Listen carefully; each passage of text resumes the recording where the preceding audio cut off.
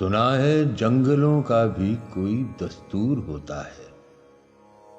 सुना है शेर का जब पेट भर जाए तो वो हमला नहीं करता, दरख्तों की घनी छांव में जाकर लेट जाता है।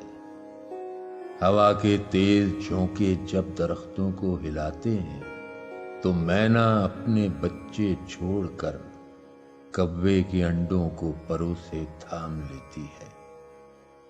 सुना है हौसले से कोई बच्चा गिर पड़े तो सारा जंगल जाग जाता है। सुना है जब किसी नदी के पानी में बए के घोंसले का गंदुमी रंग लरसता है तो नदी की रुपहली मछलियां उसको पड़ोसन मान लेती हैं।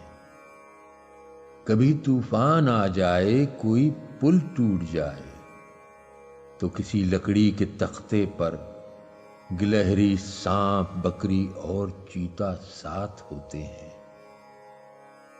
सुना है जंगलों का भी कोई दस्तूर होता है। खुदावंदा जलीलो मोतबर, दानाओ बीना मुंसिफो अकबर, मेरे इस शहर में अब जंगलों ही का कोई कानून नाफिज कर।